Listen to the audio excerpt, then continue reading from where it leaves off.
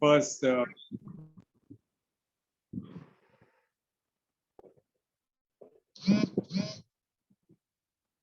Hello. Yeah, I'm sorry, I just missed to record the webinar, so I just started now. Sorry for inconvenience. Oh yeah, I think we.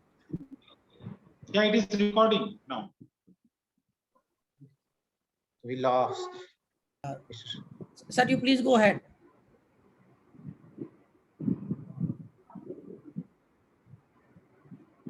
Hello. Yes, yes, sir. Did we lose Mr. Ramki? I think.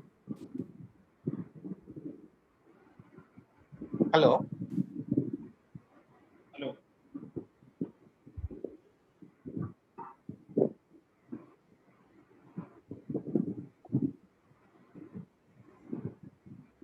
Amrinder, maybe you can call him on WhatsApp and see whether he's available. No, he's there. I think he's on mute, basically. So you have to call him and tell him. Let me see. Yeah, I'm just doing it. I'm just making a co-host again.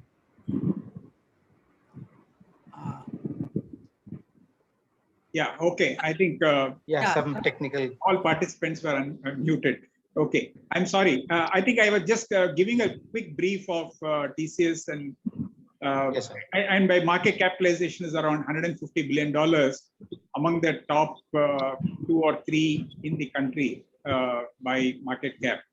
So I believe one of the biggest factors for its success has been the way it has managed data. And data, people say that it is the new oil, because it has so much power in the success of organizations. And I can very clearly say that one of the biggest factors for our success has been how we have been able to use data very smartly, as well as for various elements. And if I look at it, there are 5 or 6 reasons why data becomes very critical, and analytics and very insightful view from the data becomes very critical. And especially as finance professionals, these are very critical. Number 1 is the improvement of business performance in all its elements, whether the various factors of business performance, whether it is on the revenue or on the cost, or on various elements of balance sheet, on every area, for us to be in a position to advise the business teams and the management, and to actually drive improved business performance, the meaningful data-based decisions. There is no other explanation required, because data-based decisions are always much better than hunch-based or based on guesswork. So I think this is a very obvious thing. So from a business performance, I think it has a huge significance, especially in an organization with far-flung operations and a number of business groups. We have seen the importance of data because business groups are equipped with the data on a real-time basis, and they can actually look at how they can manage their businesses better.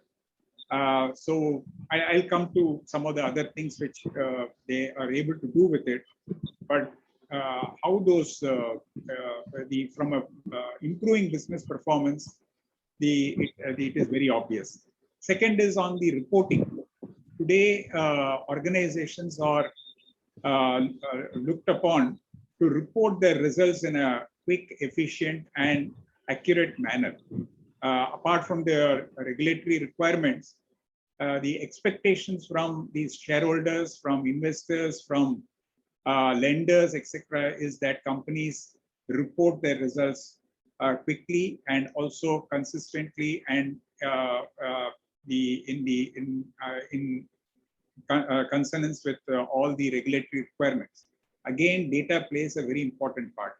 And if I may say, for instance, TCS reports the quarterly results, audited results across 50 odd subsidiaries and 50 odd countries within about 10 to 11 days of the end of the quarter.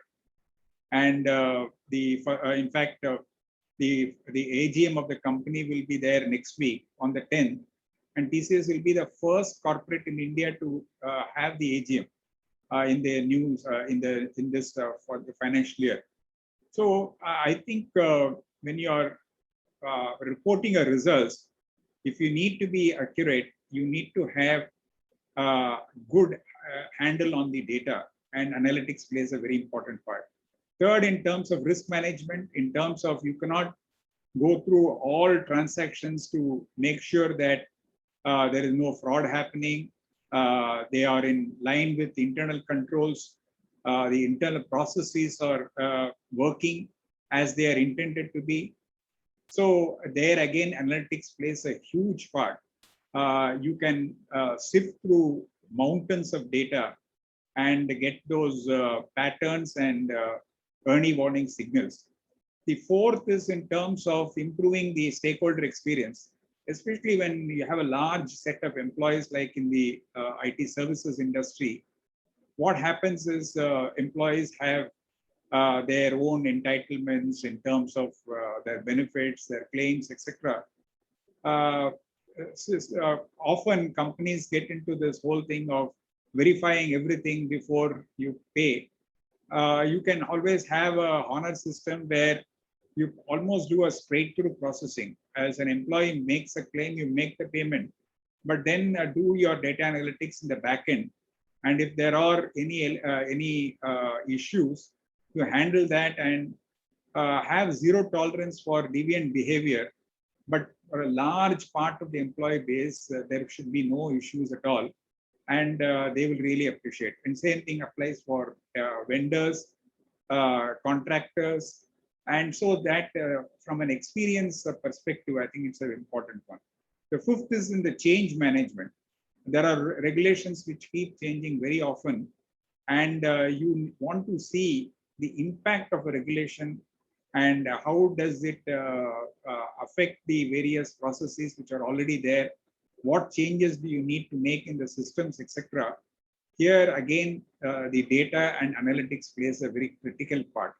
And the sixth and last important one is the whole area of building resilience. Especially in the last 1.5 years, we have seen businesses being severely impacted. And the ones who have been successful are the ones who have been able to bounce back quickly and also manage the entire situation. Again, if you did not have data at your fingertips and running insights and analytics, you will not be in a position to know what steps you need to take to come out of the situation and to recover as well as to sort of grow again. So I think all these are obvious, but as Dr. Prashant will tell you, consultants, there are many number of studies which says that organizations still have not got this right. There are many organizations which have very siloed data as well as the analytics which are there. Analytics, if it is there, is very unstructured, and the sufficient investments have not been made. So, so across the spectrum, regardless of the size, probably the large organizations can get it right. A large number of medium-sized and smaller organizations struggle with this in terms of the how to actually use this data and get insight. So in terms of what you could do, etc., I would leave it to Dr. Prashant to tell us a lot more. But I think one of the challenges is not just the structured data, but how to look at unstructured data and get insights. I think that's a big challenge, but it's a huge opportunity as well if you are able to use unstructured data and to get the insights. The second with when one is embarking on it, one has to start with the end state as to see what are those key elements for your business performance where you need the data points and then build the analytics around that. And the third is, of course, with the size of data especially in large enterprises, the cloud-based data platforms are extremely important. And also in the current context where a lot of resilience as well as in remote working, etc., is becoming the norm of the day, investing in cloud, either on your own or to use cloud service providers, and to keep the data as well as also the run many of these analytical engines and the applications becomes very critical. And last one important is because time is of the essence. So gone are the days where finance and accounting teams would do all the record keeping and then give those information to various business owners and business teams. And apart from the single version of truth, the timeliness and the availability is very critical. So today the concept is more self-serve. The business owners should be able to take the data and have visualization tools by which they can draw their dashboards, they can do the analytics themselves as well. And that is where we need to play a very critical part in facilitating and helping that. But gone are the days where there is a simple accounting system and an MIS. Today they are very integrated. And one of the successful areas where we've been able to do is to bridge that gap between accounting and MIS. You do an accounting only once and of a transaction. And from that, you can do all your dicing, slicing, analytics, so that the information, the accounting is a very technical subject. The data and the information is made available to the business owners, the stakeholders, in an easy manner where they can use it for driving their decisions. So the self-serve or do-it-yourself is another critical part. And so these are some of the things which are there, and I would certainly look forward to our speaker of the day to help us to understand and to see how we can do this far better. And thank you once again, Dr. Amarendra Kumar, for inviting me. And I wish the ISMA all success in all its endeavors. And I would certainly be interested in keeping in touch with what is happening there. And to all the participants, I do hope you and your families are safe and healthy in the current situation. Thank you. And I hand it over to Dr. Thank Kumar. you so much, sir. This is wonderful.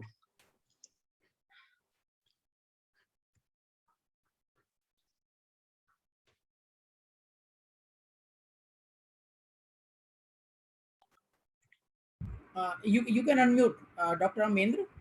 You have to unmute. Hello. Yeah, Can you hear yeah, me? yes. Yeah. Thank you so much, sir. Ramki sir. Thank you for all the insights. The inputs are really very valuable. One of the important thing what you have said is that database decisions are better than guesswork. I very much agree with you. So I'm sure the inputs what you have given is really very valuable, and all our members who are listening to you, they can use during their professional services. Now I would request Dr. Arminder ji to give a token of appreciation to Ramki sir. So Yes, this sir. is a small certificate of recognition from ISMA. So please accept this modest gift or certificate of recognition. Thank While you. we thank you sincerely with gratitude from our part. Thank you, sir. Thank you so much for your time. Thank you. Thank you, sir. Now I would request Mr. Prashant to give his presentation. Mr. Prashant, over to you. Okay. Yeah. Thank you, Rav, and thank you, Jane. Thank you, Kumar, for having me in your sessions. And thank you, Ramki, for the wonderful presentation. You have set a very good stage and made my job much easier by setting the right context and a stage for me. So I have made a small presentation. So I would like to share that just to give a structure to my thoughts, and we can go from there. So.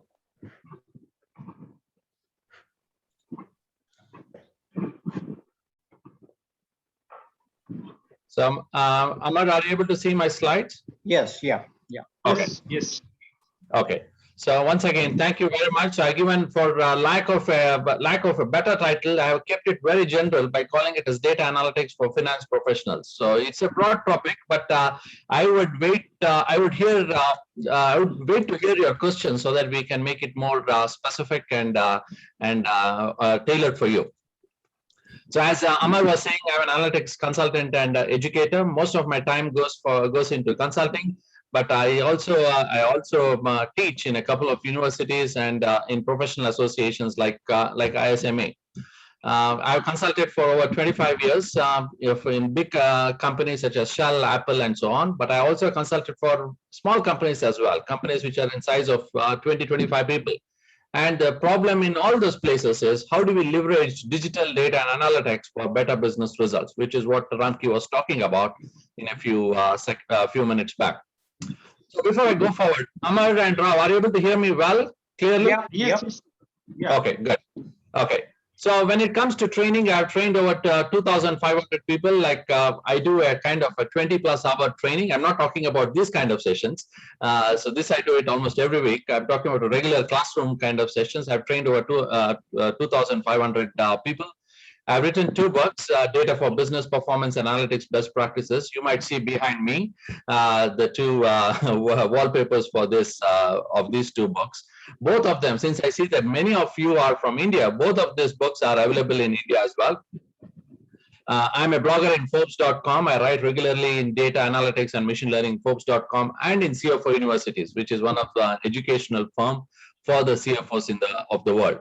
Apart from being a consultant and educator, I'm helping companies such as Evalueserve, which is a Switzerland-based data analytics company or data analytics services company, Kyligence, which is based in Shanghai, and Grassoft, which is based in Bangalore, which is a data cleansing company. I teach at UFC, as Amar was talking about, and at IE Business School. I have done my PhD and an MBA from Kellogg School of Management in US. By the way, I live in Calgary now. I'm originally from Bangalore. I was born and raised in India. I did my schooling in Mysore and Bangalore, and I moved to Canada in 2009. So just to give a little bit of finance perspective to your questions as well. So these are a couple of topics which I've written for CFO Universities, blogs. So this might be of interest to you after the call. If you want to go to CFO Universities, look at the contributors and read a couple of my articles which I've written, which might resonate well with the finance people. I'll just pause for 10 seconds for you to have a quick look at least the titles. Okay, good. So there are many definitions of analytics. So, and the main reason is it's been complicated by the technology vendor. All said and done, data and analytics has got a very strong technology favor. So I was talking to last night. I was talking to my neighbor who works as a mining engineer in Rio Tinto. So I was telling him tomorrow morning I have to get up early because I am giving a talk on analytics to an organization in India. The first question he asked was, "Is it Power BI you are talking?" So he was a mining engineer, and the first thing he asked not about analytics, is it Power BI? So all said and done, data and analytics have got a very strong technology or a tool favor. And one of the reasons we have many definitions of data analytics is mainly because this technology vendors or the services company define analytics based on the products and services they sell. For example, if you talk to SAP, which is an ERP company, they sell over 200 plus products today. So their definition of analytics encompasses ERP, CRM, GRC, EIM, BI, BW, pretty much anything they are selling. If you talk to Tableau, their definition of analytics is centered around dashboarding because they are a very strong player on the data visualization side.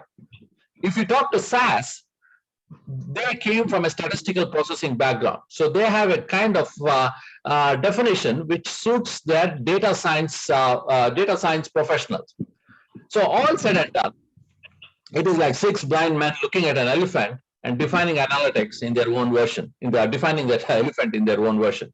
So my definition of analytics is kind of general. So what is that?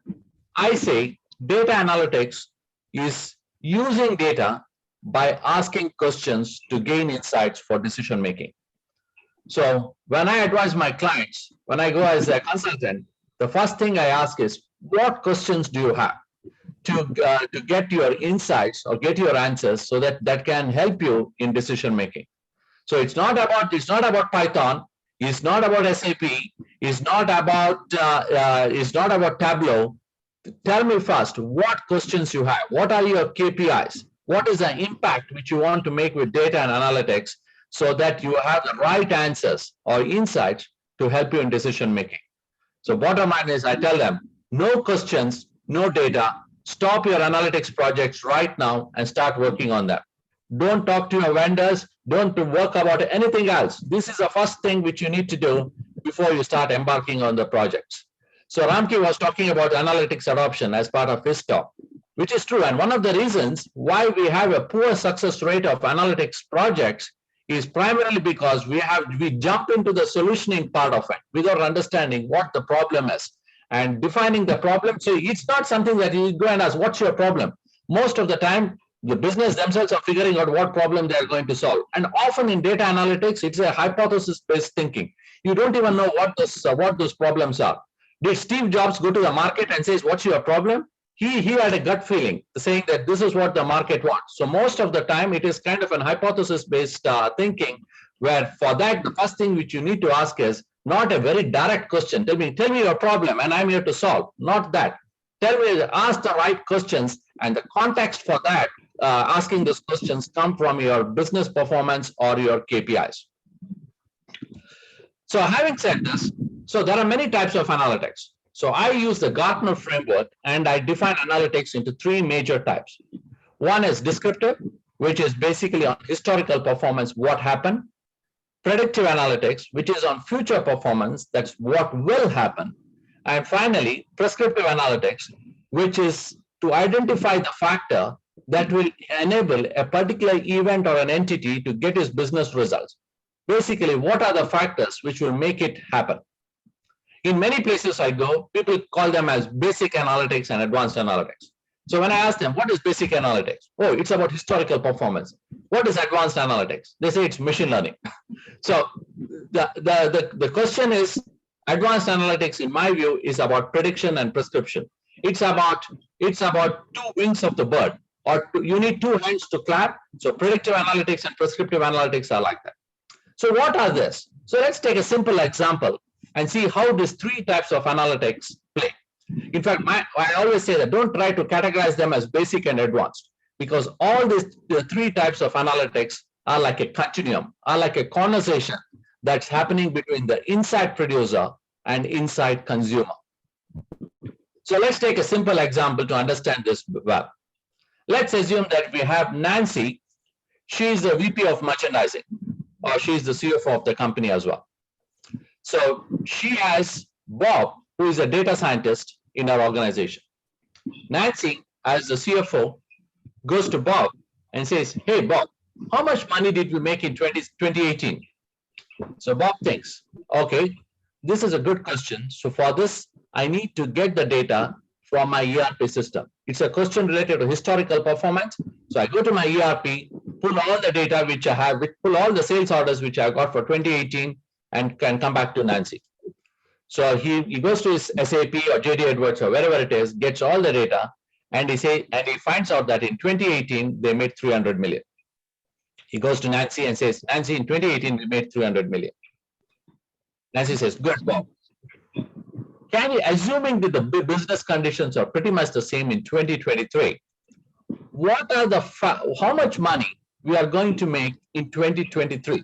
Can you do some revenue forecasting and tell us what will be your cash flow in 2023. So Bob says, hey, this question is nothing to do with my ERP system. I don't have this data in my ERP because it's all about historical performance, but I can get the data from the ERP, do some extrapolation, run some regression models on that data, and find out what will be the sales in 2023. He does some linear regression models, and he comes back to Nancy and he says, Nancy, the money we are going to make, our revenue forecast for 2023 is at 350 million. Nancy looks very disappointed. So Nancy says, hey, Bob, the target which I have from the CFO or a CEO is 375 million. Can you tell me what are the factors that will help me get this 375 million? So Bob says, good question, Nancy. I have to run some prescriptive analytics techniques for this. Let me go back to my desk, run some optimization models, which could be simplex, whatever it is. I can run some sensitivity analysis models, and then I'll come back to you. Bob goes back to his desk and he comes back to Nancy after 2 hours and he says, Nancy, there are 2 factors which will help us achieve $375 million. So Nancy looks very excited. Tell me more about it, Bob. What is that? He said the 2 factors which help us get $375 million are next, number 1, reduce our inventory carrying cost. Next, number 2, increase our product category or put more SKUs in our stores. Okay, thank you, Bob. This is what I was looking for. If you look at the conversation that is happening between Nancy and Bob, it was like a continuum between an insight producer who is Bob and an insight consumer who is Nancy. So it was not about descriptive or predictive or prescriptive. It's all behind the scenes. It is for the technical people to categorize them and work on the appropriate techniques. For the insight consumer, Nancy, it's all about questions. How much we made? What will happen? What are the factors? So all those things for which Bob had an answer. If Nancy didn't have the questions, Bob would be shooting it in the dark. So this is where data analytics and the different techniques in data analytics comes into the picture. So today I did a research report for CFO universities, and the future, the post-COVID world is going to be on predictive and prescriptive analytics. There is going to be reduced cash in the market. The world is going to shrink by about 3 to 5% because of COVID. So businesses are always constrained about how to utilize their cash flow for better business results. And how do you make this happen? Not by looking at your rear view mirror or your descriptive analytics and say, this is what happened, but to prepare the organization for the future. Prescriptive analytics along with predictive analytics are like the 2 wings of the bird. You need both of them. You need to prepare your organization for the future, and to prepare for this, you need the business resources. And you need optimal utilization of the business resources, whether it's location, time, money, labor, whatever it is. And that is where prescriptive analytics comes into the picture. So in the post-COVID world, my prediction is that these 2, predictive and prescriptive analytics, today, 90 to 95% of the companies, when I go for consulting, they are talking about descriptive analytics. Fair enough. Most of them have got challenges with data on getting good quality data. But the future, if they want to get value out of data and analytics, they have to start concentrating on the other 2. Given that today, just about 5 to 10% of the work that is happening in predictive analytics, including machine learning, and prescriptive, which is optimization, and so on and so forth. So how do you get insights? So in my view, it's a combination of your science and intuition and data analytics. So you need both of them to get holistic insights. In fact, I wrote an article in Forbes about integrating science and data for reliable machine learning models. So what is that? Let's take what Walmart did. This is a real story, by the way. I'm not making it up. Let's see what Walmart did on leveraging data and analytics for better business results. Science or intuition says that when there is a crisis, so people buy essential items. Like when there's hurricane warning, people are going for fundamentals. So like in hurricane warning, what are the essential items people need? Milk, eggs, water, so on and so forth. Of course, these days you can also put as toilet paper because of COVID, but people are looking at some of the fundamental things during the time of hurricane warnings. Okay, good. But Walmart did the data analytics, And they found that people are also buying strawberry Pop-Tarts, which is basically a dessert, like a huge cake, pie, for instance. So this is counterintuitive. Like, why would somebody buy a dessert during a time of a crisis?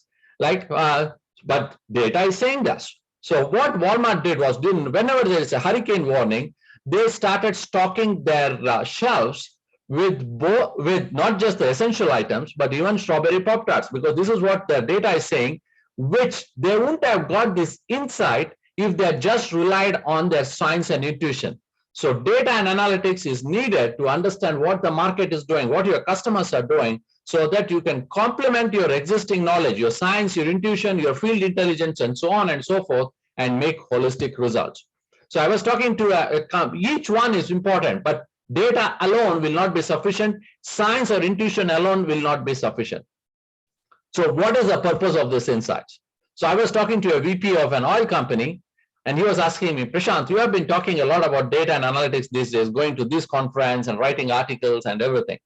Tell me, will data and analytics help me get more oil from the ground? The answer is no. Data and analytics will not get you more oil from the ground. To get oil from the ground, you need pump check. But data and analytics will give you those kind of insights which will help you get more oil from the ground. The indirect contribution of data and analytics. Basically, data and analytics provides you visibility, and visibility drives performance, and performance creates value. Just think about your school grades. So when you have got your school grades, say for example, in mathematics, for instance, you are in grade 10 and you got 75 out of 100. So, which is not a great score, at least in India. Our parents all want to get 100 of 100 in maths. So, okay, at least I got a score of 75. I know where I stand, given that almost like 90% of the class has got 95 and above. Okay, good. So then let me work on it. Which are the areas I am weak? Okay, I'm good in arithmetic, but I'm poor in algebra and geometry. So let me focus on it and pull my scores. But let's assume that if you don't have that score at all, the 75 out of 100, you have no way to improve your performance, and performance creates basically value. So this is the purpose of insight. Why do we need data and analytics? So having said this, so many people think for data and analytics, what you need is a great tool like Python or R. So should I get into data analytics? Is Python the entry point? True, I'm not disputing that. You need to have a tool, whether it's R or Python or Amazon SageMaker or Azure or whatever it is. That's a different discussion. But I want to elevate the discussion slightly above. So I call them as 4 key components in deriving value out of data and analytics. We have been discussing a lot about technology, and to some extent, at least in the last 5 to 6 years, we have been talking a lot about data, which is great. But I believe data and technology alone is not sufficient to get value out of data and analytics. You need 2 other components as well. What are those? Number 1, assumptions, and next, number 2, ethics. So these are like the 4 legs of the stool. So if you want to get complete value out of data and analytics, you need these 4 legs, which is data, your algorithms, which includes your technology tools and everything, assumptions, and ethics. Let's quickly look at what these 4 things are in my own words, and then glad to have a discussion or clarify your questions. Okay, first, data and insights. So I was in a conference 2 years back, and it was a conference on data and analytics, and almost like 3,000 people had turned up. It was in Boston. So in that conference, I said, the default state of data is a liability. People were shocked. What are you talking? We have come for this data conference, and we have been hearing a lot of things about data is the oil, data is the oxygen for the company, so on and so forth. And you are telling data is a liability? What's going on here? So the default state in a company is liability. You need to transform it by applying the right conversion strategies into an asset. Just storing and capturing data doesn't make a data an asset. So if you just store and capture data and don't use it, its default state is a liability. So I have written one more article in Forbes on can data be a liability for the business? Okay, now Prashant, coming back to the liability, tell me more about it. Why do you say the default state of data is a liability? And if I believe you, what should I do to transform it into an asset? The first thing, cost. We have IT department in particular, in the last 5 to 10 years, have embarked on numerous process, technology, techniques, and so on to reduce cost, including cloud computing, outsourcing, so on and so forth. But still, the IT budgets in almost every company is growing at 5 to 10% per annum. Why is that? Why is the IT cost going up when we have this when you are doing so much of continuous improvement initiatives? So one of the reasons is data is growing. So what is the data is growing? So today they are saying that by 2023, the amount of data in a company will double every 8 hours. So what does this mean? Let's assume that you work for Tata Motors, for instance. You start your work at 8 a.m. in the morning, and say the amount of data the amount of data in the whole of Tata Motors, structured and unstructured. I'm just throwing a number. Let's assume it is 4 terabytes. You finish your work at 5 p.m. In those 8 hours, the data has doubled from 4 terabytes to 8 terabytes. So can you believe that the 4 terabytes Tata Motors captured was from the day of inception, which could be 1950s or 60s, till 2021. And in just 8 hours, the amount of data has doubled by 100%. So that's amazing. So what does that mean? So that means that most of the data companies are capturing, because of whatever the data capture technologies we have, ends up as dark data. What is the dark data? Dark data is the one which has not been used for any business activities. Research by Carnegie Mellon and IBM says that almost 90% of the data in a company today is dark data. So what's happening? IT companies are spending tons of money in investing in technologies to capture data, but unfortunately, 90% of them is never used. So it is just like this. You are buying a lot of furniture, you're buying, say, a lot of cars and so on and so forth, but it's all catching dust. It's becoming junk in your house. So number one is the proliferation of dark data. Number two, today, if you have more data, that means there is more carbon footprint. Oh my gosh, what are you talking, Prashant? Data and carbon footprint? How are they related? Today, companies are talking about ESG, environmental, social, and governance. And this is going to be a huge topic in the post-COVID scenarios. Most of the investments that are going to happen in the next few years are going to be companies' commitment on ESG. And what is ESG? How much you are committed on environment. And today, when you are capturing data at such a great pace, you need to make sure that it's used. Just by storing and capturing it will increase your carbon footprint. Today, most of you might think when you talk about pollution, it is about traffic, it is about construction, it is about meat producing plants and so on.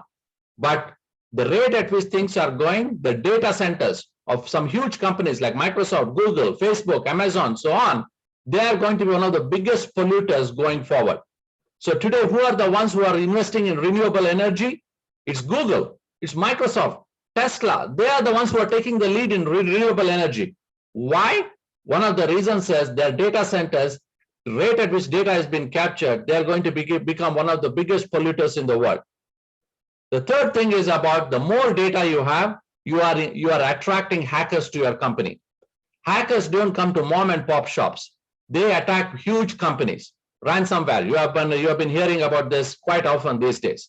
So why do they attack these companies? Because they have a lot of data. And when they attack, they go and get everything possible. They don't care whether it's good data or dark data. Whatever they can put their hands on, they go and grab it and they run away. So it's very much like a thief who is coming to the house. He doesn't know what's there. He puts wherever his hand is, hand can go and get his stuff.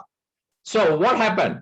Capital One spent a lot of time and money in fixing their IT systems. Equifax, when their systems were hacked, they spent $1.4 billion in rehauling their IT systems. And lastly, privacy. So today we are not talking much about privacy, like some of the developing countries, including India, are not as mature as some of the countries like European Union and Canada when it comes to data privacy, but they are catching up very fast. So Gartner says that today just 8% of the countries in the world are talking about data privacy, and that number will go to 65% in 2025. So data privacy is going to become a huge factor for all those companies going forward. So what does this mean? Let's take the example of Cambridge Analytica. Cambridge Analytica came into limelight because of the way they manage data and analytics and help the political parties give insights about their voters. But they didn't manage the data privacy aspects very well, especially when it comes to Facebook. And within a few weeks, when it was exposed, the company collapsed. So bottom line is that it was data which brought them to the limelight, and it was the same data which resulted in the collapse of Cambridge Analytica. So bottom line is, today's world, the data, the default state, just capturing and storing data, assuming that you are becoming a data-driven enterprise, doesn't help you much. The data is actually a liability in your company if you just store and capture data, because somebody says cloud is cheap, move to the cloud, put everything in the cloud, don't worry about anything, right? So if you do like this, you will be in trouble. Now, if that's the case, what should I do, Prashant, to transform that liability into an asset, given that you're all finance professionals? In my view, 3 things you can do to transform that data from a liability to an asset. Number 1, capture data based on your need. Data has only 3 key purposes. A businesses capture data for 3 main reasons. Number 1, for running their operations, whether it's procurement, accounts payable, sales, safety, whatever it is. Number 1 is for operations. Number 2 is for compliance. Like, for example, in India, HDFC, we talk about KYC, know your customer. Why? It is basically for a regulatory compliance. The government of India wants to know about KYC. And today, what is happening with KYC? That the banks, ICICI Bank, HDFC, and all those banks, they are using KYC and transforming it into Customer 360. So the origination of that data, Customer 360, typically happened because of the regulations, which is KYC from the government. And the third purpose of data is insights or decision making. So data has 3 main insights. So if you're capturing data for any reason outside this, think about it. So it's not about cloud is cheap. If data is not captured for these 3 reasons, you are in trouble. Next, number 2, data needs to be processed. Ramki just talked about unstructured data. Unstructured data is the native state of data, like text, voice, images, and everything. So unstructured per se, from an analytics point of view, doesn't have much value. It has got value from a regulatory compliance or probably from operations too. But from analytics, it doesn't help. You need to process it.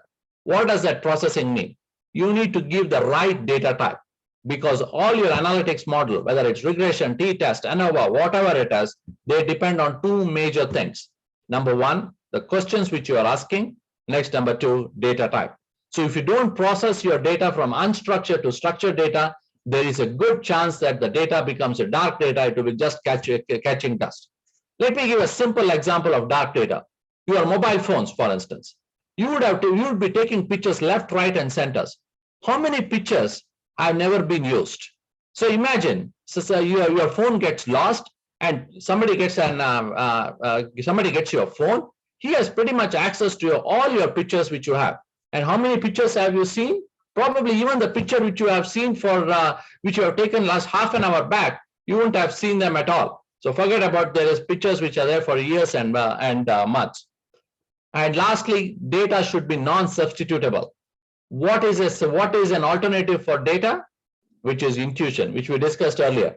Intuition and data are 2 sources of getting insights. So if your data literacy in your company is very poor, if people don't understand the language of data, people will rely on the tribal knowledge, which is intuition. So, and then the focus on data would be less and less, and everybody would be running their own show.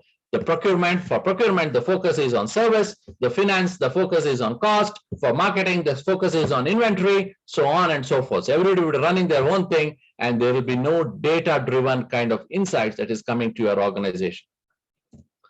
So the first block is about data.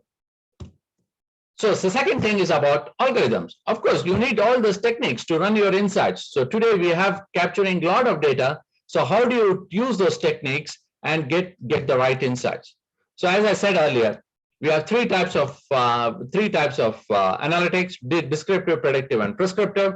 And these are all the different kinds of techniques which are under each of these areas: optimization, machine learning, exploratory, associative, which could be correlation, which could be a priori techniques, inferential, which could be t-test, all the ones which are based on hypothesis testing.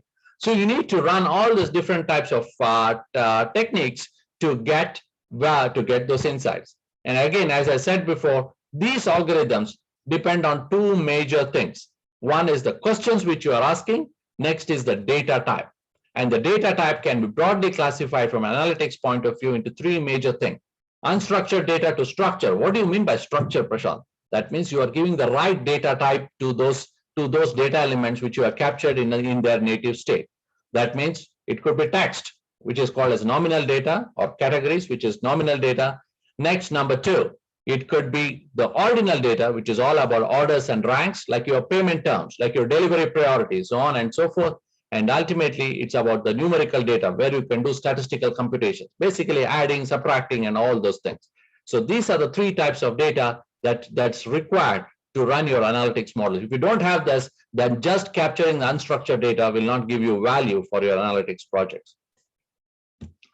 The third one is assumptions.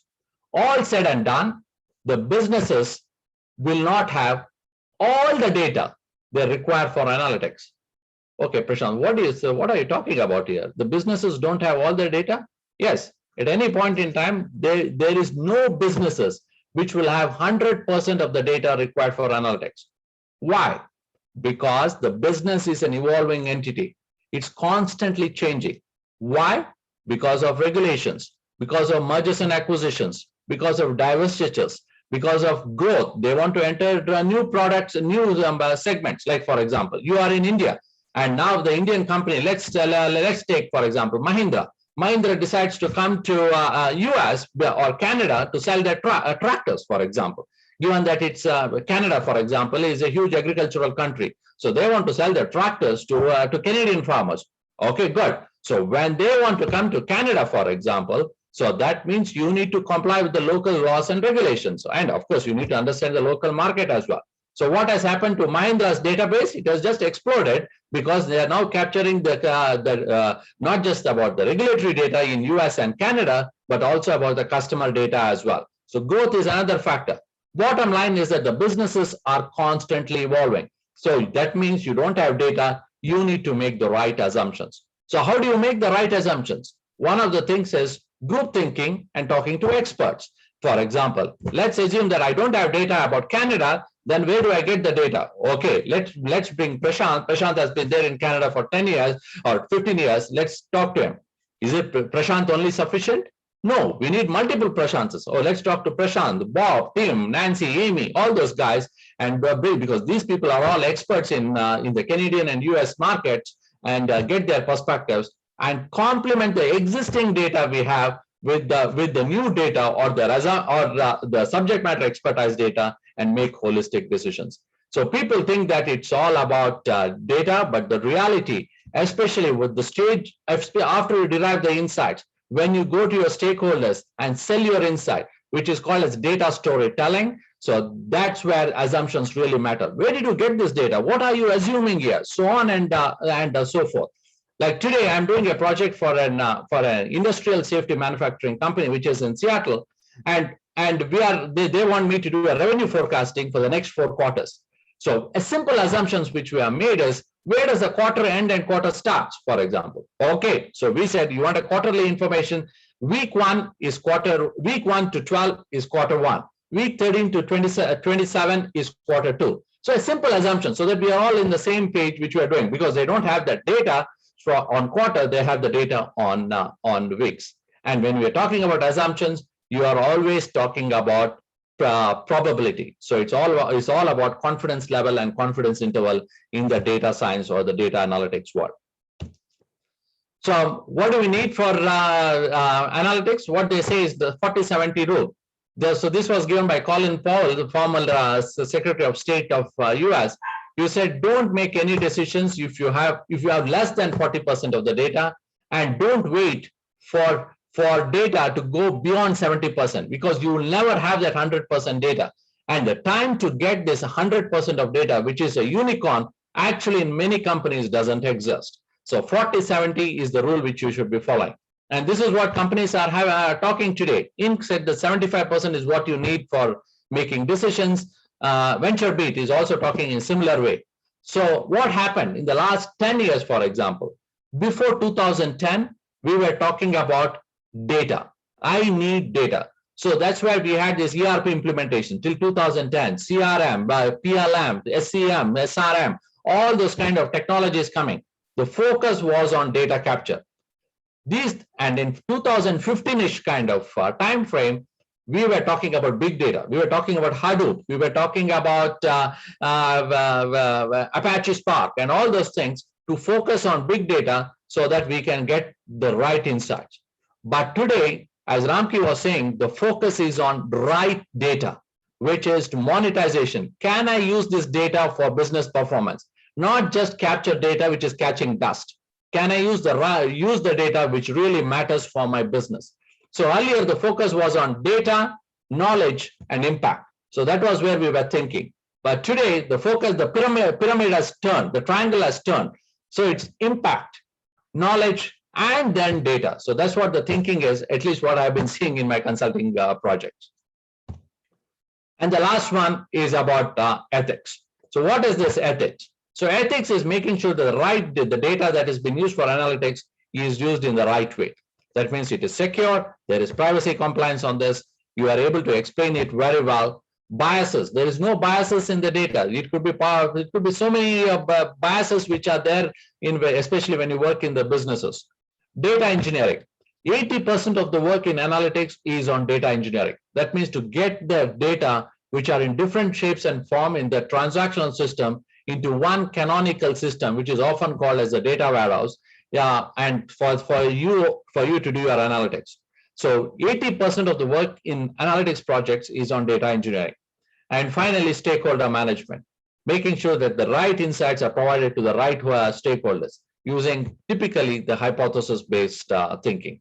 So assumptions and ethics they are not the sexy ones to talk about, but the reality is that after you derive insights, assumptions and ethics take the limelight. All the discussions which I've been having with my clients, once the insights have been derived, tell me more about how do you get this data? Is the data accurate? Is the data timely? So on and so forth is all pertaining to ethics. So these are kind of my 4 key topics. So I don't want to make it very specific to finance, but to one group of finance. I'll be happy to answer your questions on the projects which I've done. There is one project which I did last year on how data and analytics can improve the cash flow of a company. We have been talking a lot about insights, but how does it actually make more money? So I can talk about it if you have some questions.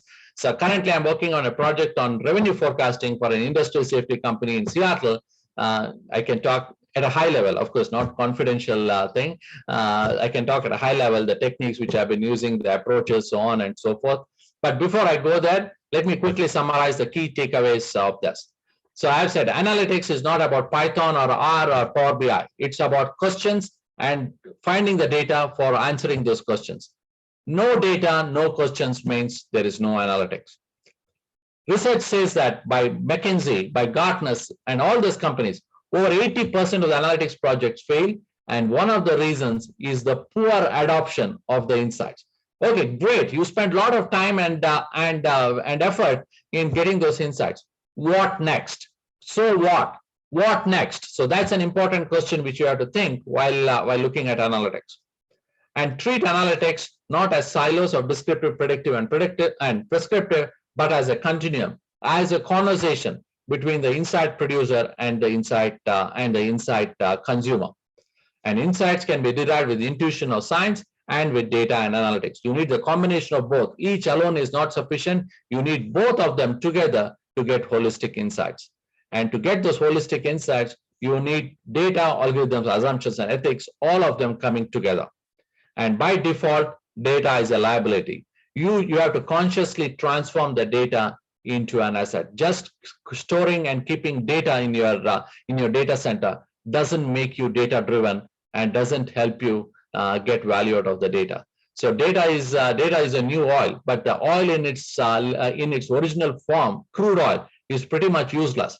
Nobody runs fuel oil. Nobody runs their car or a scooter on a crude oil. The crude oil needs to be transformed in the refinery so that it can be converted into gasoline, which is petrol, or diesel, whatever it is, so that it can be used for the right purposes. So data is very much like this. The raw data doesn't provide much value, especially on analytics front. You need to transform it. And that's what I talked about, the 3 techniques on how to transform it to get value out of data and analytics.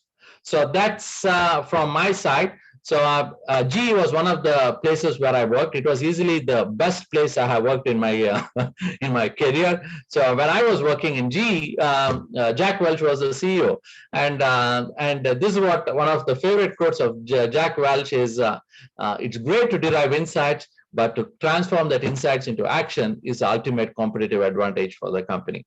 So I would love to connect with all of you. Here is my email ID, but I'm more active on LinkedIn. So if you can send me a connection request in LinkedIn, I'll be glad to have you in my network. I see there's a few questions. I'll stop sharing and I'll look at those questions. And Rao and Amar, do you want to moderate those questions in the interest of time? Mr. Rao is our moderator. Yeah, can you hear me? Hello. Dr. Prashant, thank you so much for the insights, the inputs. What you are giving is really very valuable. Especially for predictive analytics, predictive and prescriptive analytics in a very simple way. What happened, what will happen, and what will make it happen. For a layman, he understands this very much very well. And you have also mentioned that the predictive and prescriptive analysis both has to be done simultaneously. You have also touched upon the 40-70 rules for decision making. I have received, sir, a few questions from our members, and I would like to, ask one by one. One of the members, he was asking, what is the difference between data analytics and data science? Can you please read? Sure. Okay, that's a good question. That's what I said in the first slide. There's so much of confusion on the terminologies, and the technology vendors, in my view, are partly responsible for this confusion. So, in my view, when I talk about data analytics, I talk about the 4 stages in the data lifecycle: data capture, data integration, data science, and data visualization. The 4 stages. Let's take, for example, a typical company like Tata Motors, for example. The data is typically captured in multiple systems. It could be in the ERP, which could be SAP. It could be in the ECM, which could be SharePoint, whatever it is. The data is captured in multiple systems. That's the original source of data. These are all the transactional system, which is the data capture. But this data has to be brought to one canonical system, which is a data warehouse, to get those insights.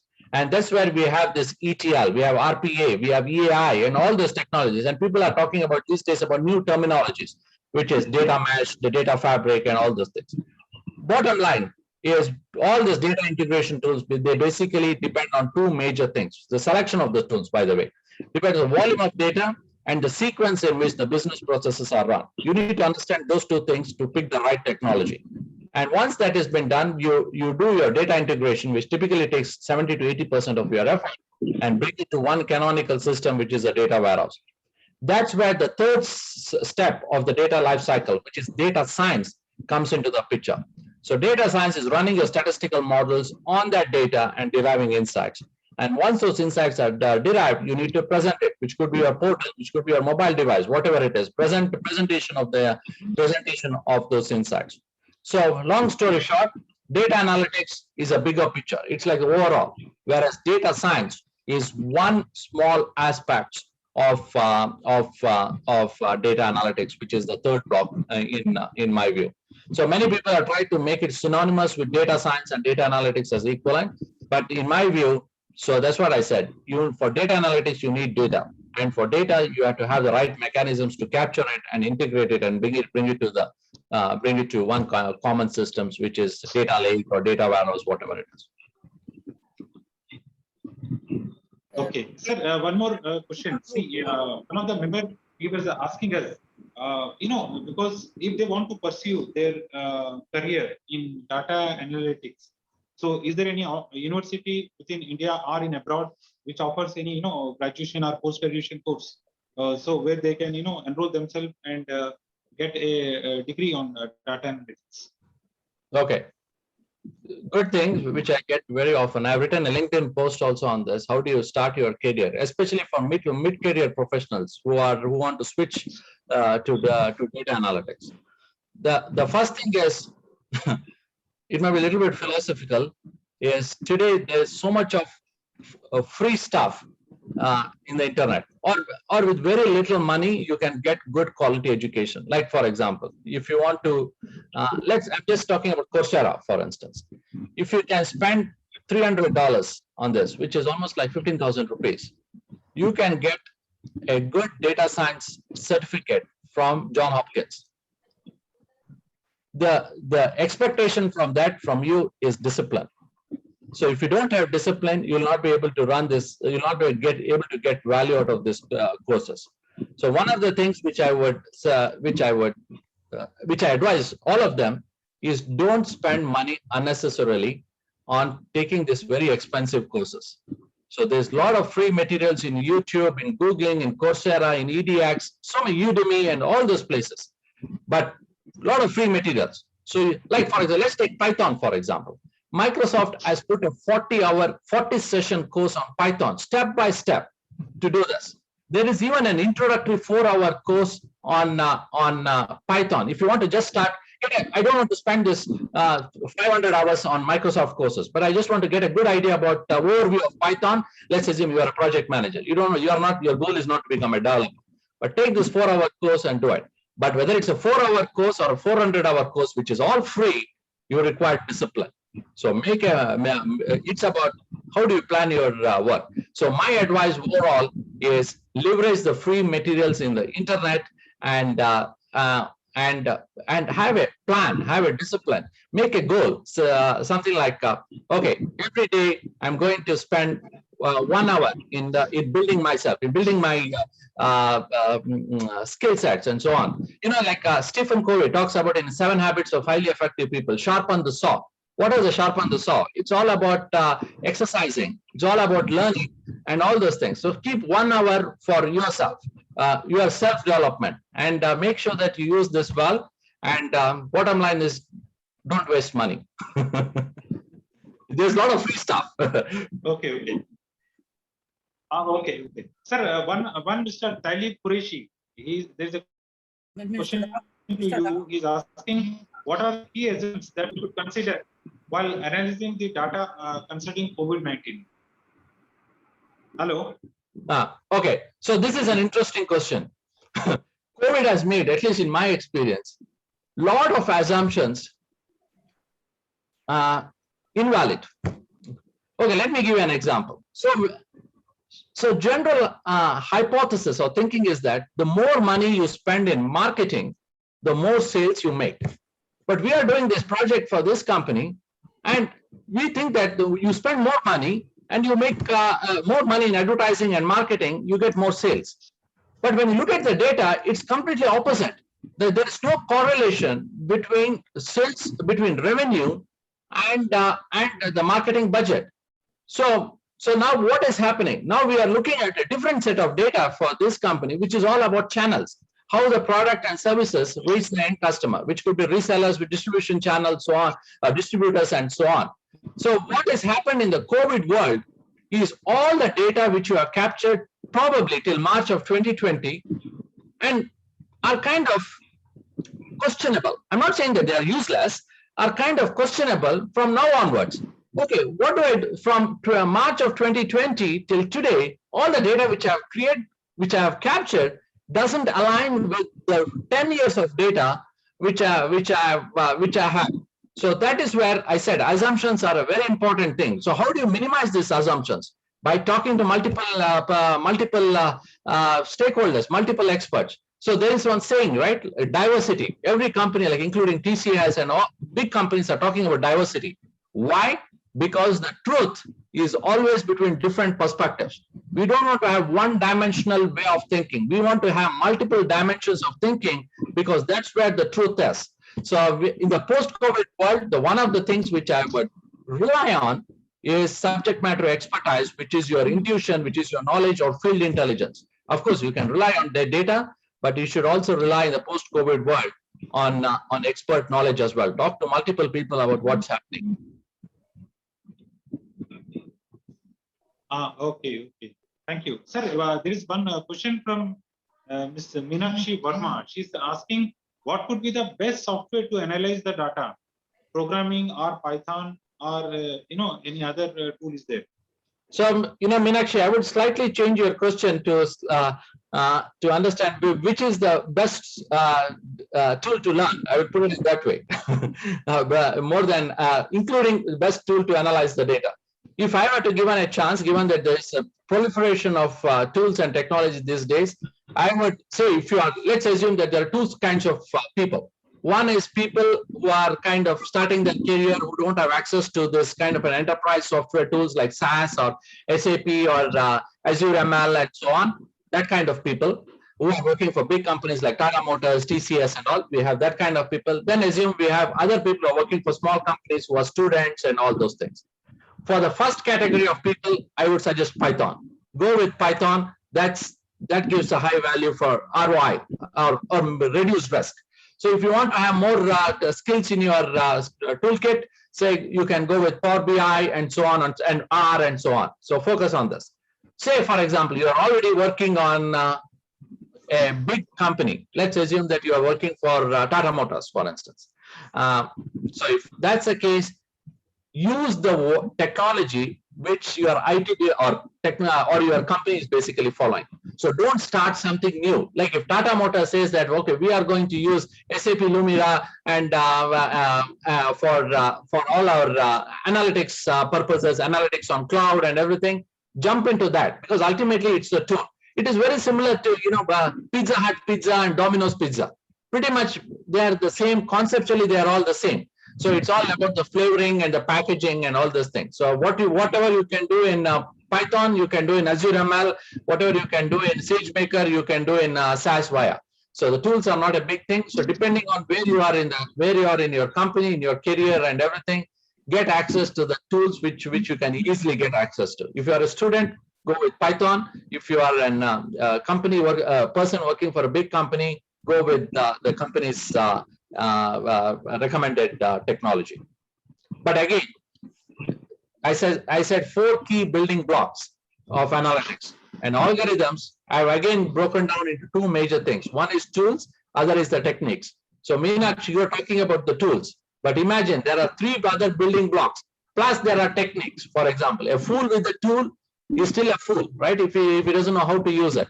So if you are not clear about fundamentals of how to use regression, whether I give Python or whether I give Azure ML, you don't know how to use it. So you need to understand first about regression before you identify the tool as well. Okay. Thank you. Sir, one more thing, Mr. Alok, he wants to know how best we can analyze the financial statements using data analytics. Alok, this has been, probably Ramki can also add to this. This has been there for the day of the double entry bookkeeping started. We have been analyzing financial statements. So this is like a proven statement, which is upon the on the descriptive analytics, which is on your cash conversion cycle, net working capital, so on and so forth. So how do you best analyze the financial statement is basically these are all captured in your transaction system, which is often the ERP, and you analyze based on this, based on your KPIs. So if you don't have the KPIs, so it doesn't make much of a sense. Like for example, if you look at a retail company, for example, their KPIs would be centered more on customers and personalization and inventory and everything. Whereas on the other hand, if you look at the financial statements of an oil company, for example, they would be centered more around the production, the safety, and all those things. So your question is pretty much general. So it all depends on the industry type and the time in which the companies are really concerned about. Like, for example, Q1, at least in North America, most companies are in the investment mode, whereas Q4 in most companies in North America are in the spending mode. So you can see that spend is really high in the Q4 versus spend is kind of low in Q1 because they're doing their budgeting and all those things. So, Ramki, anything you want to add to what I just said? Yeah, I think, first of all, I think, Prashant, I think very engaging presentation and insights which you gave. I think on your question, see, one of the things which you touched upon is you should start with looking at what is it that you want from the data, in the sense that what are those drivers or what are those business factors which you want your data to help. So from a financial statement is exactly the same thing. So you want to analyze your financial statements, you have to see what are those things which are either your pain points or areas for improvement for your company, or how do you maximize performance in areas where you're already doing well, where you're lagging behind, and then build the analytics to reach that goal. So I think just as you rightly said, financial statements have always been one of the important ones where you always drive, but data analytics is pervasive. It is across the organization in every aspect of the business. It is not only restricted to the financial data, but I think the principles remain the same. You start with what you want out of the data, and I think you rightly touched upon dark data and a whole lot of data which is there, which you'll never perhaps use. So how you design your systems and processes so that you capture the data which you really use, it also becomes very critical. Okay, thank you, sir. Sir, one more question. One of the participant is asking, what is the difference between business analytics and data analytics? Are they both same? Yeah, I would say in today's context, it's the same. So data analytics, the 4 stages of the data lifecycle apply to a business context is business analytics. And if it is not, like, for example, if I'm applying this for a research institution, for instance, the concept might be the same, the 4 stages of the life cycle, but it is not a business organization per se. So I would say business analytics and data analytics are the same if you're talking about a business enterprise. Okay. Mr. Deepak said he has one question. He's asking what perspective should be taken by small enterprises, especially the restaurant chains, post-pandemic to revive. I saw that question. It was a good question. So again, I'll break it down into two parts. This is where things such as Customer 360 really plays a big role. So if you have not captured the details of your customer, so you would not be knowing much about what to do, how to reach them, and so on and so forth. So I was talking yesterday to somebody in India, and now there are some hotels in India are offering something like COVID kind of packages, which includes the vaccine, which includes one night stay in their hotel, food and everything. So it's like a whole package. So, but at the same time, how do you reach that? You have done a great package in creating a new product for your market. But how do you reach those customers who want that kind of services? So if you don't have that customer 360 based on whatever that profile is, say, for example, you have created a package which is like 10,000 rupees, for instance. So you can't go and sell it to everybody, and you have to identify the right kind of segment within your customer category to reach them.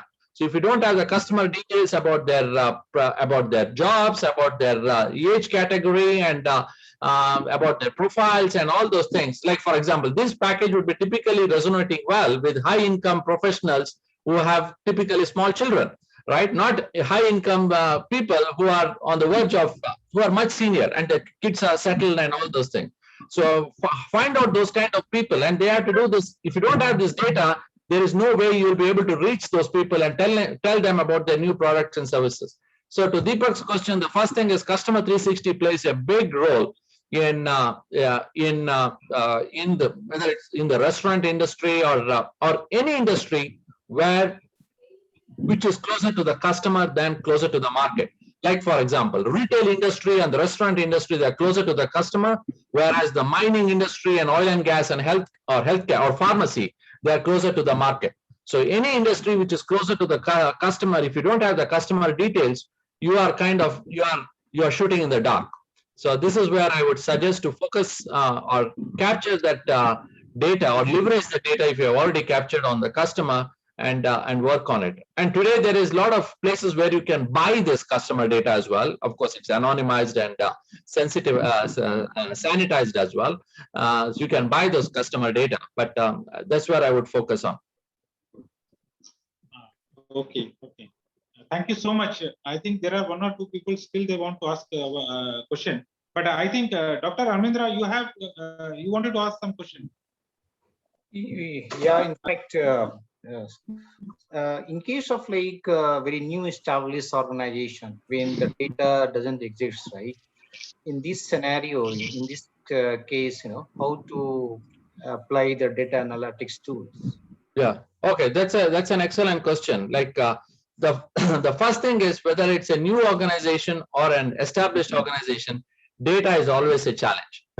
Yeah. So you need to look for workaround. So let's keep it a little bit higher about what do you do when there is no data. So I will elevate the question to that discussion. Whether if you are Tata Motors or whether you are a startup, you always have some constraints on data. So how do you work around when there is no data? The first thing is two major, I would say probably four opportunities. The first thing is sampling. So look for sampling and get a sample of your data and start working on it.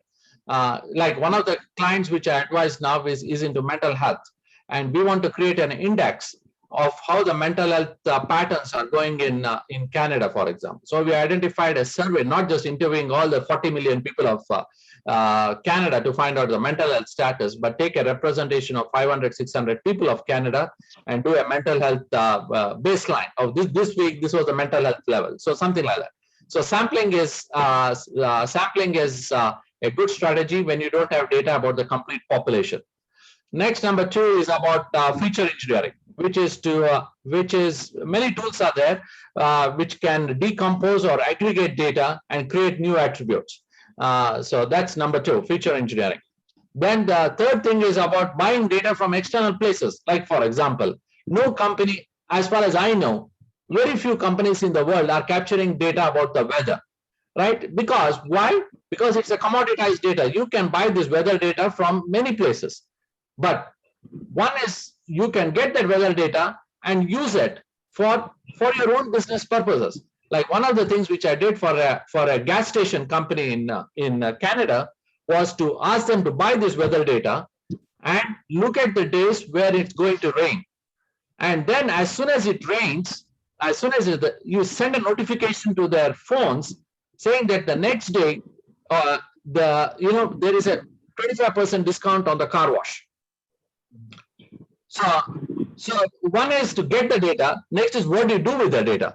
So if you don't use that data, so it's just, again, it becomes a dark data. So how do you use this data? By leveraging this. So they said, oh, this is a great idea and good way to make money. So external data. So you don't have to look at external data. You can look at external data as well.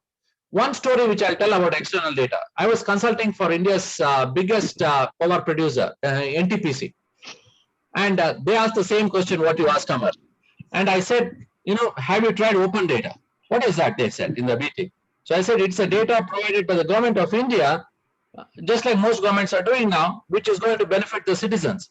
And both of us, me and the client, we just sat in a session and we looked at the data which is there in the open data side, and pretty much whatever they wanted, they got it. So you might be thinking that it's all the data has to be there in your company, but there is so many data externally which you can get.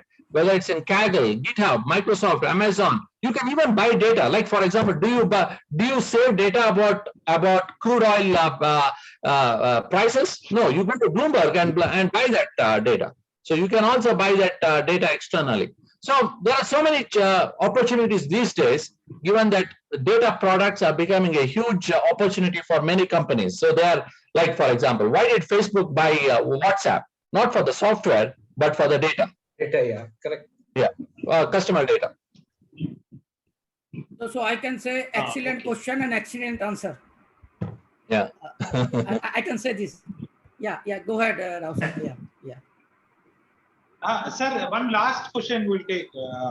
This is from Krishna Murari Prasad. His question is, small entrepreneur where systems are not much equipped with operations due to many reasons, suggestion to do data analysis. Is Excel okay? Or apart from Excel, there is any other option? The biggest tool which all of us have in the world is Excel. So you can't, if somebody says that, if somebody is criticizing Excel, I'll be the first person to challenge it. Excel is one of the biggest tools. You can do a lot of data analytics. Trust me, you can even do regression, t-test, ANOVA, moving average, a lot of things in Excel itself. So if somebody is talking about doing stuff in Python and SageMaker is sexy and not with Excel, he is completely mistaken. You can do a lot of things in Excel, number one. So coming to this, there was 3 years back, I was with the utilities company, and this company, the trading department in this company, were running their complete business in Excel. So we wanted to move that whole process, trading process, to SAP. So I was in that meeting and I was giving them, trying to tell the value of SAP and doing trading in SAP to those people. So the director of that thing, she was a little bit shaken because of the changes that are going to come to our department with SAP coming. She came to that meeting and she was looked very agitated. The first thing she asked me was, Prashant, tell me what is it SAP can do which Excel can't do? So I was completely like, you are going for that meeting assuming that there is no comparison between SAP and Excel, but trust me, there are many people in the world who still believe that Excel can be a better tool, even like an established software like SAP, which is an ERP software. So just to give a perspective, Excel is very popular, and all said and done, trust me. So you say, I work on all those things, put it in a nice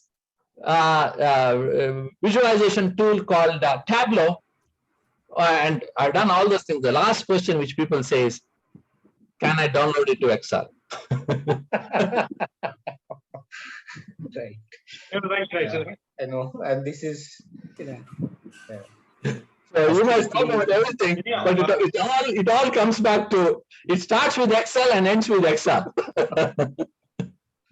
No, right, sir. You are very much right. I worked in many multinational companies, and I have seen that finally everything boils down to Excel only.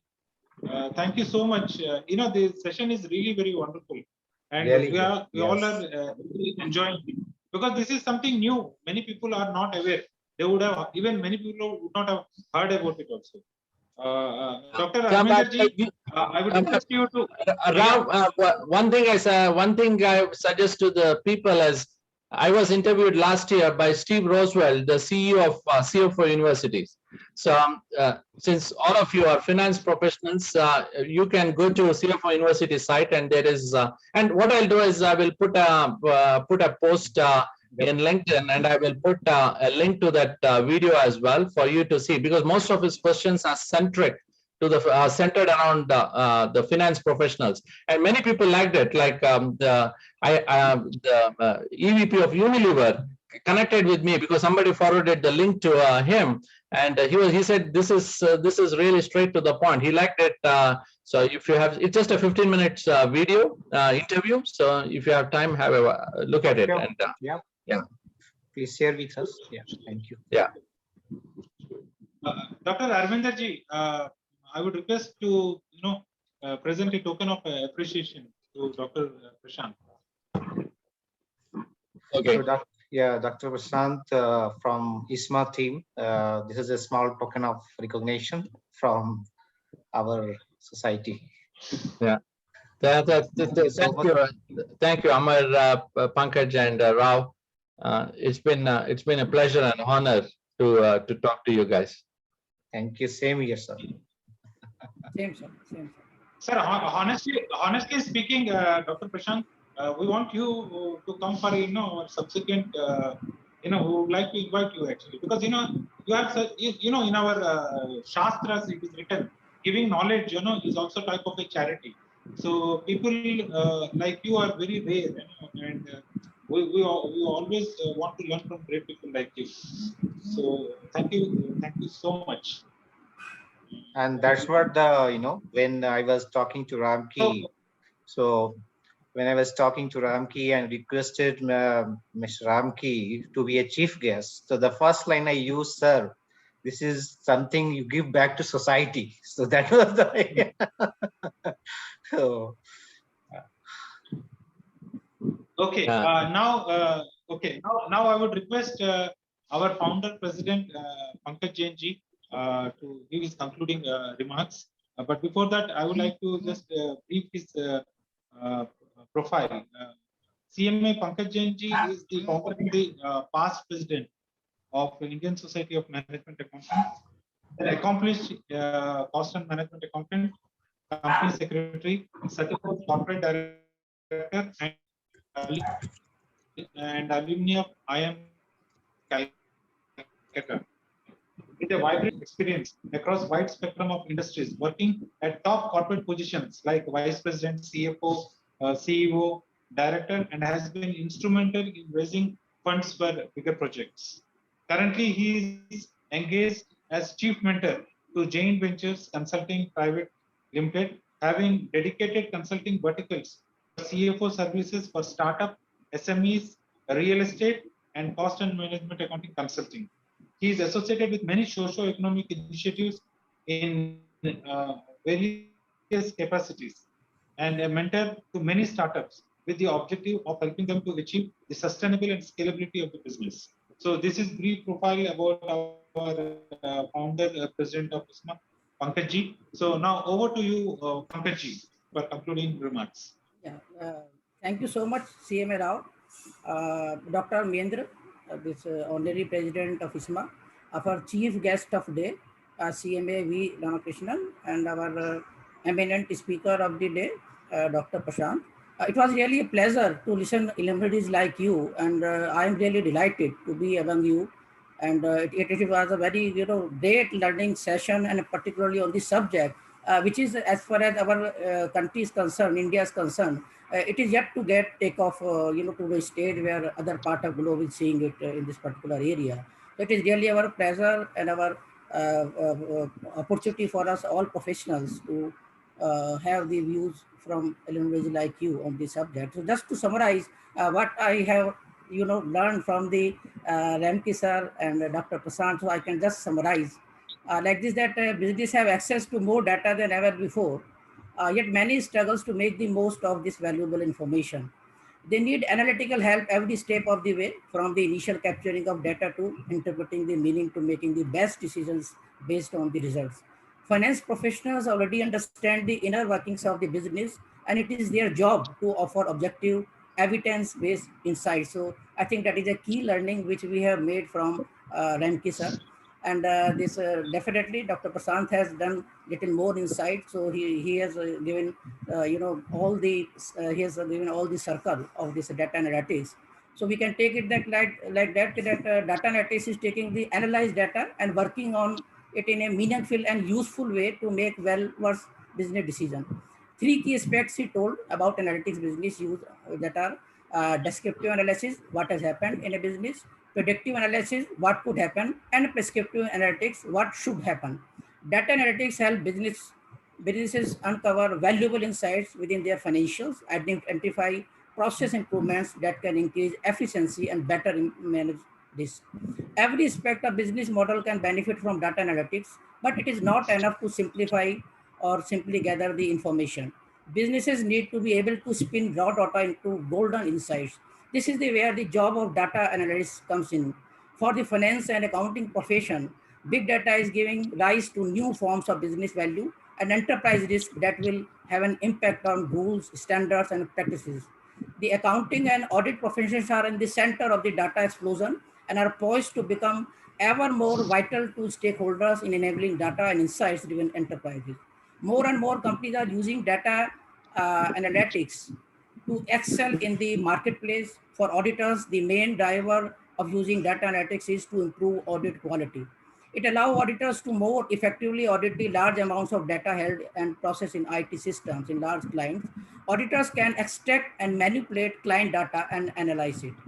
Data analytics is getting used for a long time now, but with the new age technologies, the analytics will change dramatically.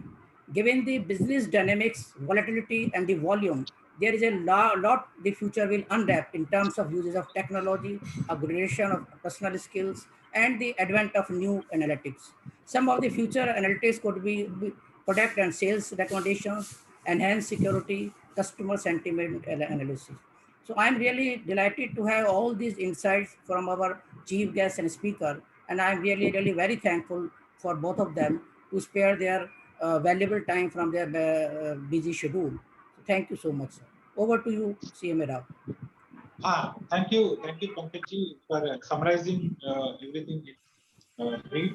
Now, I would like to end the session by requesting CMA Jaideep Sethji, who is our member of ISMA, for his vote of thanks. Over to you, CMA Deepak Seth. Thank you so much, sir, for such opportunity. Yeah. We had an extremely useful talking on data analytics. It's a pleasure to deliver the vote of thanks. And they say, no man is an island. In any given occasion, there will always be people who exerted so much effort, success of an event.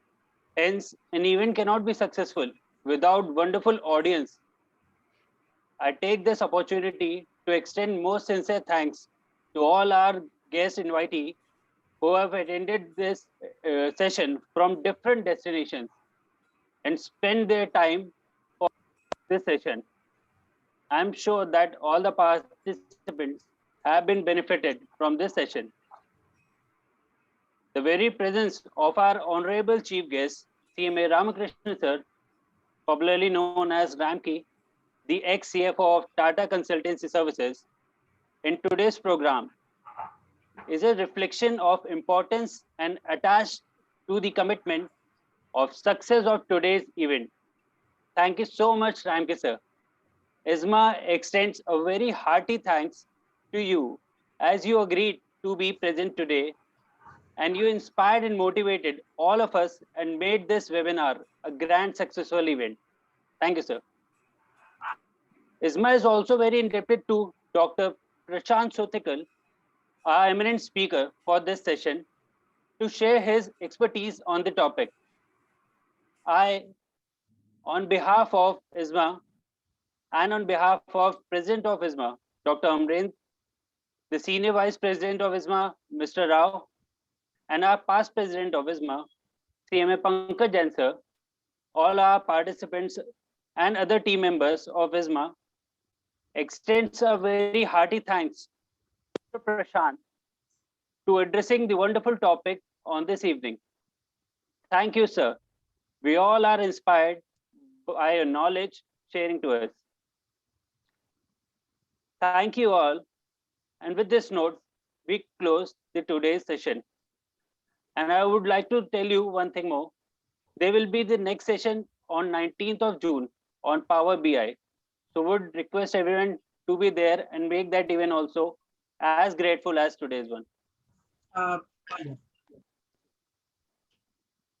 Dr. Mendra, could you like to share 1 minute more detail about, for our next program to the audience? Dr. Mendra. The next program basically in the same line, the data analytics. So now we will talk about data analytics tool Power BI. So we have a speaker from from Australia. is Arno Walker. He is basically managed. Yeah. And we have also chief guests from Oracle Organization Corporation. So this is all brief of the next program on 19 June. That is also Saturday. And the timing would be 11 a.m. Yeah, please be there. Thank you so much. Thank you, sir.